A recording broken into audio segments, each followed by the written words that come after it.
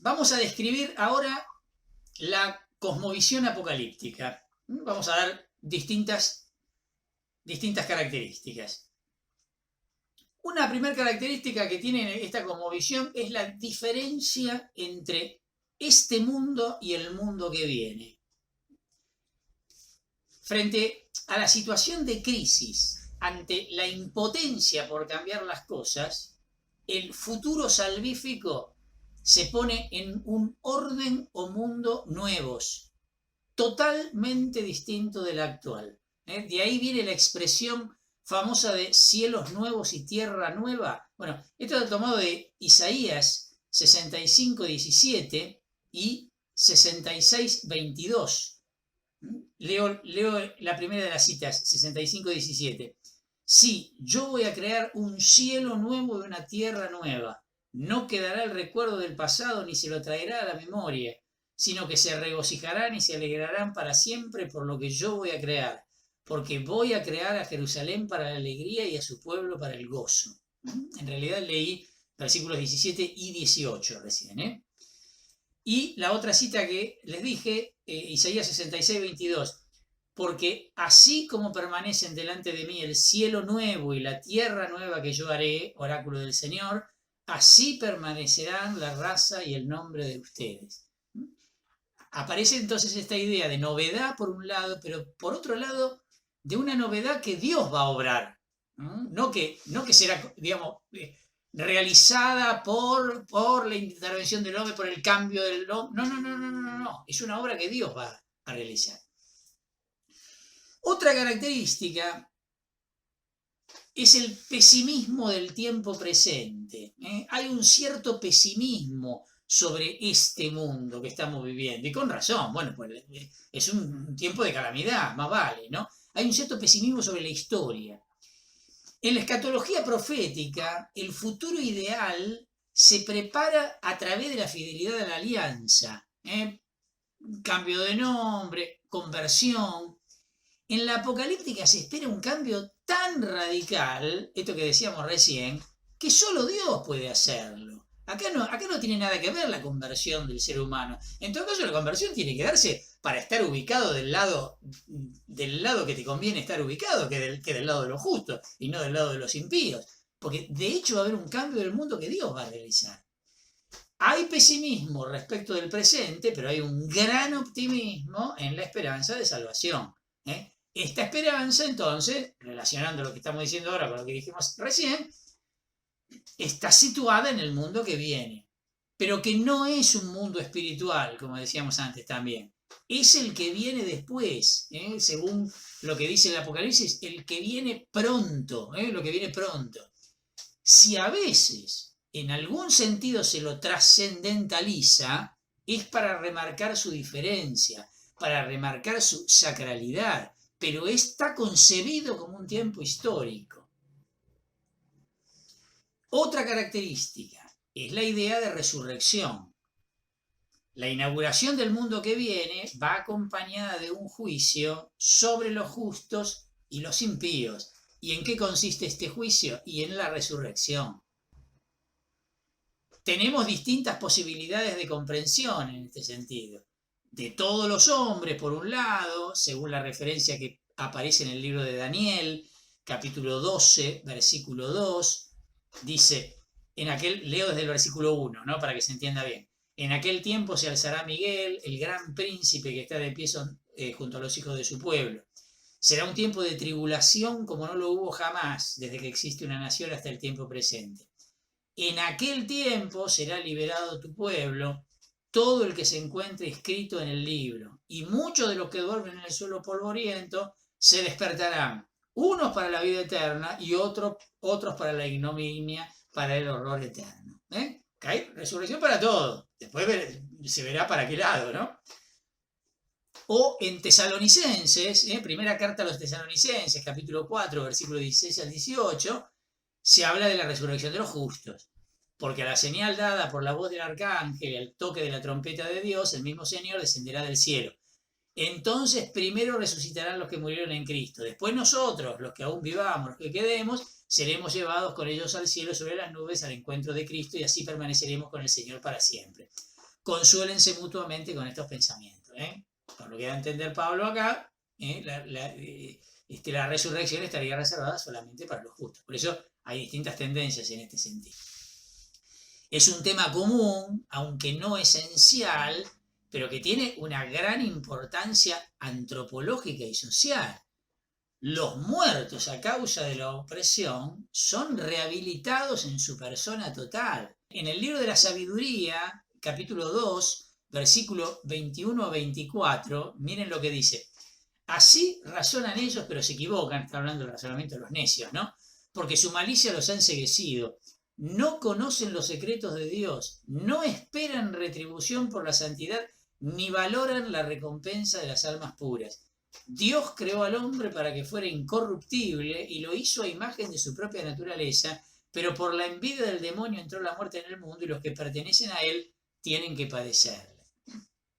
¿Ven? El libro de la sabiduría, otro libro tardío, en donde ya aparece, nosotros no lo habíamos mencionado antes, pero donde ya aparece esta idea de retribución ligada al tema de la resurrección.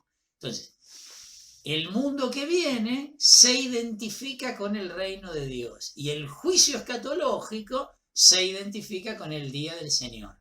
Dos imágenes que no son apocalípticas en su origen, de hecho vienen de la tradición profética, pero son retomadas por la cosmovisión apocalíptica. Otra característica, está muy interesante, que la vamos a ver muy claramente también en nuestro Apocalipsis de Juan, el tema del cielo y de la tierra. Normalmente la expresión cielo y tierra designa la totalidad de la creación, como en el credo, por ejemplo, creo en Dios Padre Todopoderoso, creador del cielo y de la tierra, lo que se quiere indicar es creador de todo lo que existe. Bueno, en la apocalíptica no, en la apocalíptica tiene un carácter simbólico estas dos expresiones.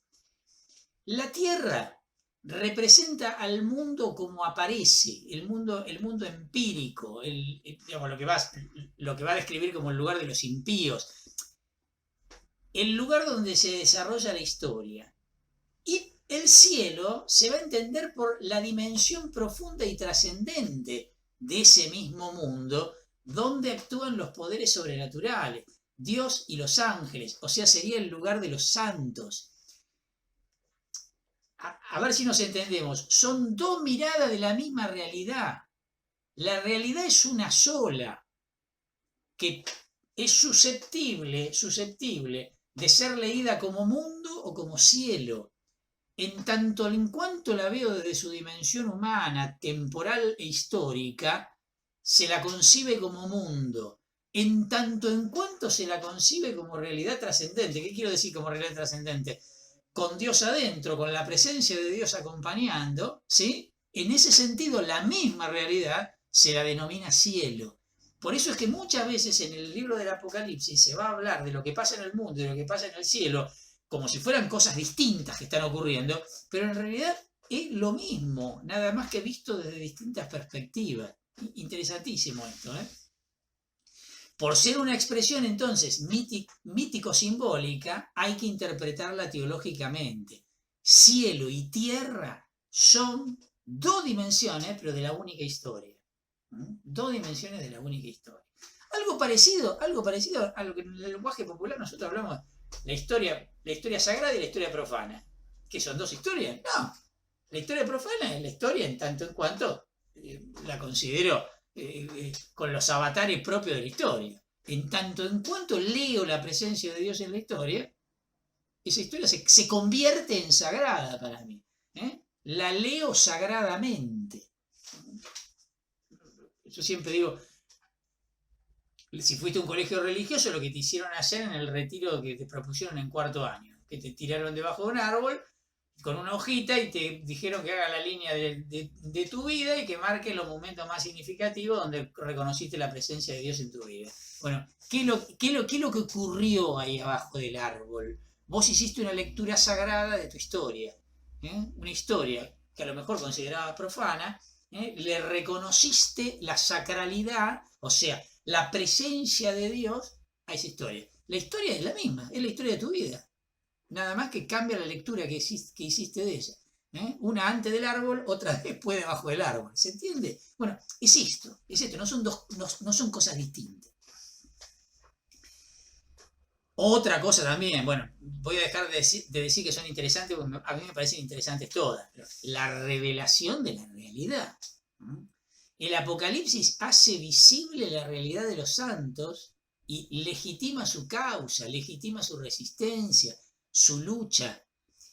Está planteado como, sería como lo contrario de la ideología, que en su sentido negativo es lo que oculta la realidad para posibilitar y legitimar la dominación. Esto, en el fondo, toda dominación tiene una ideología que le da sustento. Bueno, la, la cosmovisión apocalíptica desoculta la realidad de los oprimidos y legitima entonces su liberación. Por eso es que es buena noticia para los pobres, concretamente. ¿Eh?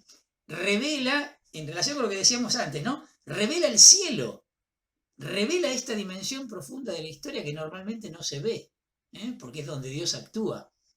Hace visible la dimensión oculta, trascendente y profunda de la historia. Por eso la revelación, decíamos antes, es diferente de la tradicional. Ya no basta entonces con recordar o interpretar las escrituras recibidas en el pasado. No. Acá se trata de una nueva revelación. Pablo, en la carta a los Gálatas, está expresando esto de alguna manera. Gálatas 1, 11, 12. Quiero que sepan, hermanos, que la buena noticia que les prediqué no es cosa de los hombres, porque yo no la recibí ni aprendí de ningún hombre, sino por revelación de Jesucristo. Pablo está dando a entender que lo que él está predicando, el evangelio que él predica, no es lo que le contó otro. Es fruto de la experiencia que tuvo de Jesús resucitado en el camino de Damasco. Ahí recibió la revelación, ahí se dio cuenta de las cosas. Como se suele decir, ahí le cayó la ficha. Es una nueva revelación. Excelente, ¿eh? La revelación de esta verdad implica la destrucción del mundo anterior, la persecución, la opresión, plantean un nuevo escenario y surgen entonces, y por lógica, nuevas preguntas. Acuérdense, lo vimos en las orientaciones teológicas. Por eso se funda esta reflexión, la cosmovisión apocalíptica, en una nueva revelación directa de Dios. A preguntas nuevas hacen falta respuestas nuevas, ¿no? Sería, hay un riesgo de abuso, ¿cierto? Porque esta palabra siempre viene de algún lugar, por supuesto. Por eso es que siempre la comunidad debe ser como la legitimadora de esta cosmovisión, ¿no? Algo habíamos dicho muy rapidito antes, la relación entre historia y escatología es otra característica propia de la cosmovisión apocalíptica. La historia en la apocalíptica tiene un presente, que es lo fundamental, un pasado y un futuro, en ese orden. Se rompe la lógica habitual que tenemos en la cabeza de pasado, presente y futuro, ¿vieron? No. No es así la lógica apocalíptica. Si ustedes se fijan cómo está nombrado Dios en nuestro Apocalipsis, en el Apocalipsis de Juan, el que, el que es, el que era y el que vendrá incluso, ni siquiera el que será, porque la lógica sería, si yo te digo, Dios es el que es, el que era, y me falta el tercer miembro, y tiene que ser el que será. No. Y el que está viniendo. El futuro, en todo caso, se concibe como algo que está llegando, pero que está llegando como novedad a esta historia que va a representar la etapa final de esta historia, donde se invertirán los papeles que habíamos dicho, que decía Croato, concretamente. Bueno, este es el esquema de la cosmovisión apocalíptica. El presente es a la vez tiempo de crisis, pero además de ser tiempo de crisis, es Kairos. Es el día del Señor. Allí el autor entonces los anima con el anuncio de un fin que terminará con la crisis y va entonces a inaugurar este nuevo mundo. El pasado entra en juego, pero para convencer a los creyentes. Esa es el servicio que presta el recurrir al pasado. El autor se identifica con algún personaje que ha recibido esta revelación de lo que va a suceder. Entonces, lo que aparece como futuro de ese personaje que habló en el pasado, en realidad representa el presente. En realidad ya sucedió casi todo. Y esta realización es lo que garantiza el cumplimiento final. Es un artificio literario. Se suele reconocer, se lo suele llamar o profecía ex eventu o antedatación. El libro de Daniel puede ser un buen ejemplo para entender esto rápidamente. El libro de Daniel fue escrito en la época de los macabeos. Estamos hablando siglo II antes de Cristo. Sin embargo, cuando vos entrás al libro de Daniel y empezás a leer el libro de Daniel, Daniel parece estar en la corte de Nabucodonosor. ¿Quién es Nabucodonosor? El rey de Babilonia, el del destierro en Babilonia, que ocurrió en el siglo VI antes de Cristo. O sea, el libro te da a entender que el autor está en la época del destierro en Babilonia. Desde ahí, el tipo va a empezar a hablar del futuro y habla de lo que va a pasar. Y entonces habla de Babilonia, habla de los persas, habla de los griegos, habla de Antíoco IV Epífanes, habla de la caída de Antíoco IV Epífanes y habla del final de los tiempos. Entonces, vos imaginate el lector del libro de Daniel, que está leyendo el libro de Daniel en la época de los macabeos, en la época del periodo griego, ¿sí? Y está leyendo que este tipo llamado Daniel, que vivió en la época de Nabucodonosor, anunció todo esto para el futuro. Y le pegó con lo que dice de Babilonia, acertó con lo que dice de los persas, acertó con lo que dice de los griegos, acertó con lo que contó de Antíoco IV Epífanes, y por lo tanto todo me da a entender que lo que dice del final también lo va a acertar, porque viene acertando todo el tipo este. ¿Se entiende? Pero el libro se escribió en la época de Antíoco IV Epífanes. Es bolazo, es mentira que está profetizando para el futuro. El autor está parado acá donde todo eso ya ocurrió y ya lo sabe porque es historia pasada. Por eso es que hablo de artificio literario.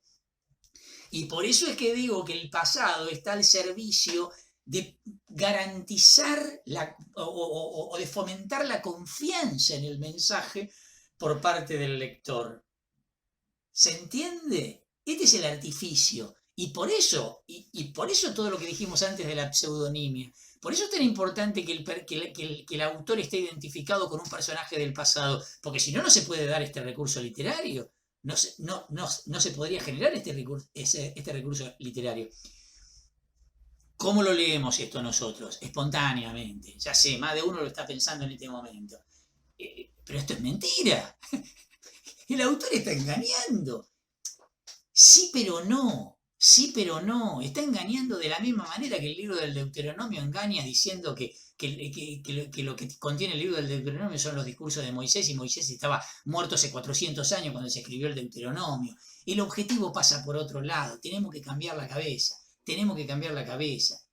En el fondo, y por eso yo lo llamé antes teología de la historia, en el fondo lo que está diciendo el autor inspirado, está poniendo la confianza en Dios que viene acompañando a su pueblo y viene salvando repetidamente a su pueblo, y entonces lo que le ofrecen son las instancias que reconozcan en su historia, las instancias donde Dios estuvo presente, para que reconozcan al Dios presente en la historia y lo puedan también reconocer en la historia que viene, y que en el fondo Él es el Señor de todo el universo y por eso Él va a tener la última palabra.